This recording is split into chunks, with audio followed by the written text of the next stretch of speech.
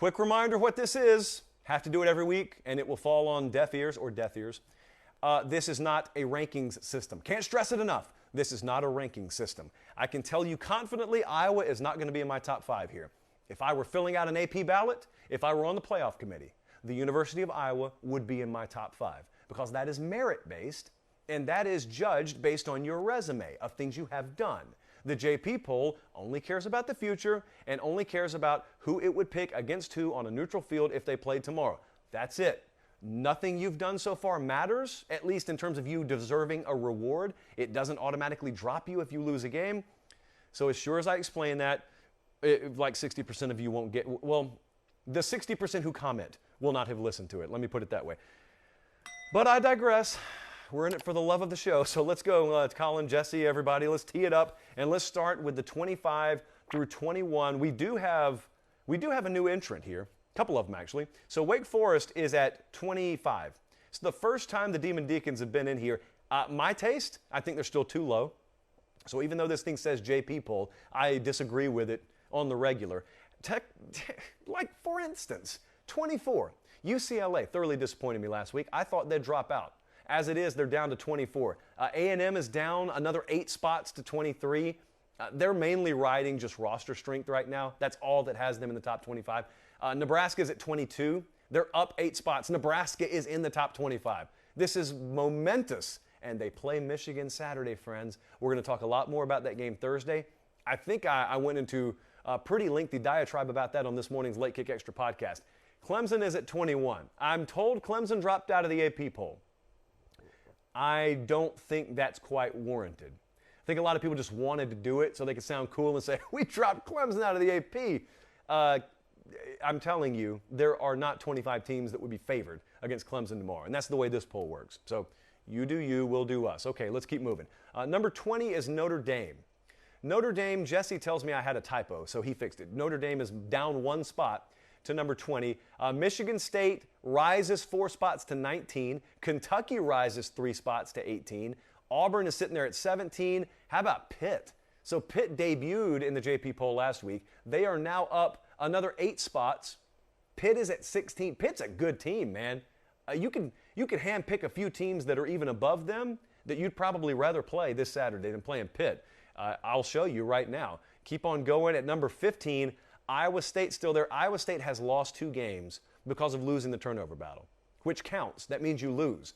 But in a pure power rating, it also means you're not going to drop nearly as far as if you just flat out got outgained and outplayed, et cetera, et cetera. That's the difference between rankings and ratings. I would never rank Iowa State 15th. Oregon dropped pretty precipitously.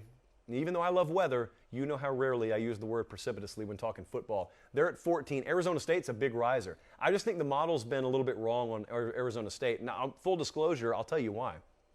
We did manual overrides for Arizona State, which we normally don't do. In fact, we don't ever touch most teams. But we manually downgraded Arizona State because I believed that the internal dynamic there, because of the NCAA stuff, was going to have an impact. And thus far, it really hasn't. So this is basically kind of removing the manual overrides, and it's back in line now with what Arizona State would have been if we just believed in what Preview Magazine culture told us. So Arizona State's at 13. There's a really good team. I mean, they handled UCLA the other night. Arkansas only dropped 2 spots to number 12. We believe that Georgia would do that to a lot of teams down here. There's no reason to drop them.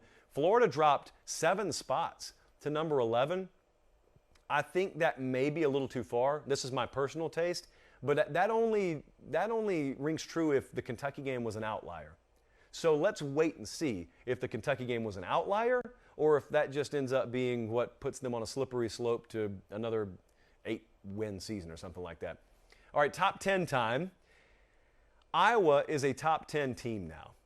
Did you hear me? Did you hear what I said? Iowa is a top 10 team. Hassle. I don't know what more you want from me. Top 10 is really good. That means there's only 9 teams ahead of you. It means there's 120 some odd teams behind you. And that's great. You finish in that percentile and you're landing on the honor roll. So Iowa's at number 10. Again, if I had them ranked, I would have them ranked higher. This is a power rating, and Iowa's at number 10. Michigan is now a top 10 team. Hello, Big Ten. Michigan is number 9. Oklahoma, creeping back up, 1 spot at a time, to number 8. There is a team we still haven't mentioned yet. Have you picked up on it? Ole Miss only dropped 2. Now, this is going to rub some people the wrong way. So let me explain to you what this is. It's an itchy eyebrow. That's why I'm scratching it with my pen. What happened was I think we had Ole Miss 5th, and we had Bama 1. And the model thought Alabama would beat Ole Miss by 21 points. Well, that's what happened. They beat them by 21 points. And so if the same model that predicted that score had the teams rated where they were rated, the model sees no reason to change. In fact, what happened is a couple of teams jumped Ole Miss. We didn't really drop them. I don't think their rating changed at all. We didn't really drop them, but a couple of teams moved ahead of them. One of them, Cincinnati, and Cincinnati's actually unchanged, but the rating changed. I'll show you why in a second. Cincinnati's number 6. How about this top 5, though? I mean, you talk about a monumental rise from the ashes. The Texas Longhorns have gone from being 25th 2 weeks ago to now being our number 5 team. That never happens. Never happens. But in 2 weeks, it's because of the shift at quarterback. That has happened. That's the only way that could ever happen. Like if Joe Burrow got hurt in 2019 for a couple of weeks and then he came back, this is the kind of fluctuation you would see. So crazy. So Texas is number 5. That means we view Red River as a top 10 matchup. Penn State's at 4. A lot of you are skeptical about that. I'm just telling you what the model says. Penn State's at 4. Ohio State has vaulted all the way back up to number 3. Keep in mind, that team, Ohio State, lost to Oregon. We got Oregon at 14 now. We think if that game were to happen again today, we wouldn't really care where it was played. We think the outcome would be different. But that's not the way football works. I understand that. But we're talking about today moving forward.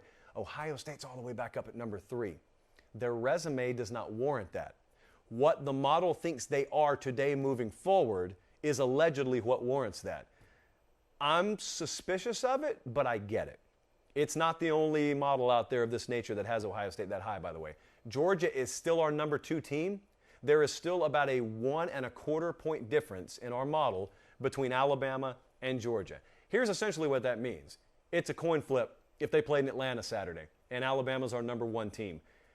This really started to feel like 2011 in the SEC, at least, to the model a couple of weeks ago. So we started talking about it. Now I think that's clear to everyone. In 2011, Alabama and LSU were on this death march to a November matchup against each other. Alabama and Georgia are separating themselves within their conference that same way, but they don't meet in the regular season. So the earliest they would face off would be in the SEC championship game. I think we'll probably end up going to that. I don't have anything else to do that day, Colin. So I say that to say this. Back then, the only way that one of them was going to get knocked out of the BCS championship game was that they had to play each other. And so the thinking out there was, oh, well, a maximum of one of them will make the title game, because there's no way that both of them are going to be able to play in the title game. They play each other in the regular season.